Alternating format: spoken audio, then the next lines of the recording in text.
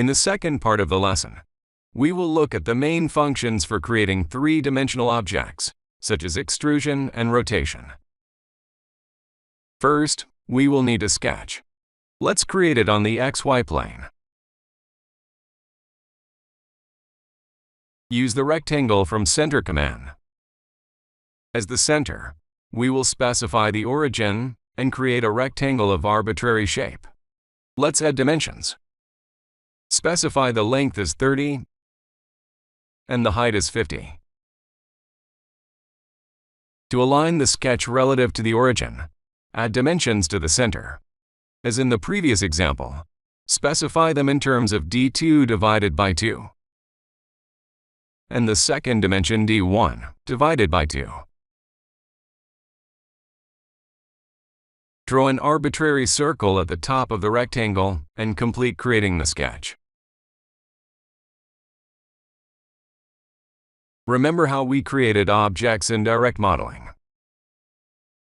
Select the object, a couple of clicks, set its dimensions, and all is ready. In parametric modeling, as I've already mentioned, the basis of any construction is the sketch. After creating the sketch, we should use one of the commands from the parametric modeling panel. Let's use the 3D Extrude command. After activation, a parameter window will appear. We need to specify the sketch for extrusion. When hovering the mouse cursor over the appropriate sketch, it will highlight. Select the sketch, after which a preview of our extrusion will appear. When selecting sketches, you can specify several contours contained in one sketch, just by clicking on them with the left mouse button. Let's add a circle to our sketch.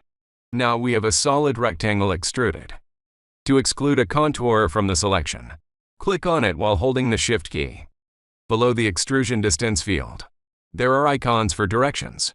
Here we can choose the direction of extrusion: positive, negative, or both directions from the sketch plane.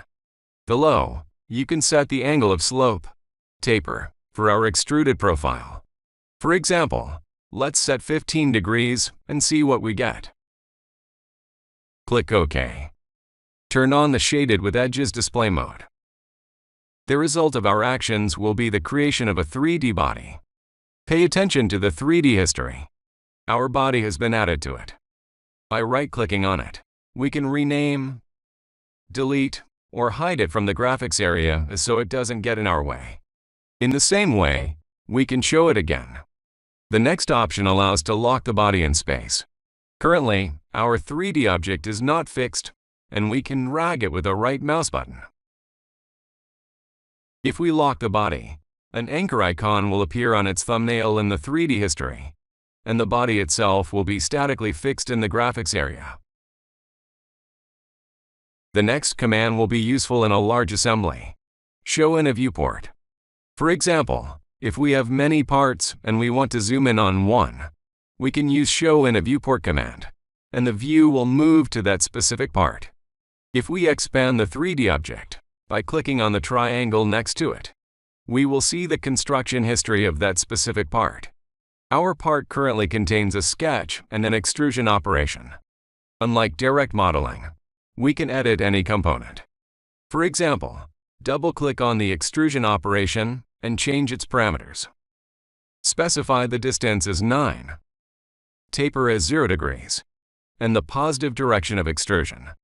After that, click OK, and we will get the modified body. Similarly, we can edit the sketch. Double-click on the sketch, and we automatically go into editing mode.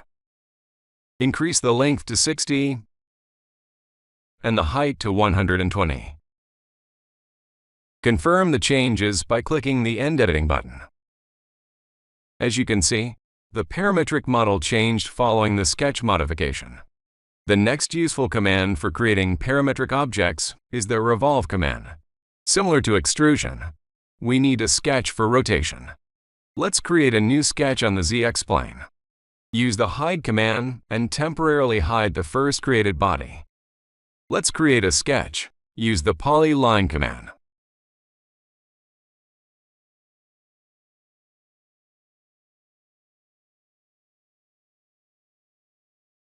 Let's add dimensions. Total width, 7. Step width, 6.5 millimeters. Length, 27.5. Step length, 22.5. End the sketch creation. Let's use the Revolve command. The Operation Parameters menu will appear. First, select the newly created sketch, then click on the axis icon. Now, when hovering the cursor over any line, the rotation axis will be displayed around which our sketch will rotate. Designate the axis so that upon revolving, we obtain a body resembling a washer. Besides choosing an axis, we can specify the angle to which our sketch will be rotated and the direction of rotation. Positive, negative, in both or different directions. Return to full revolve. Click OK. Let's save the resulting bodies. We will need them later.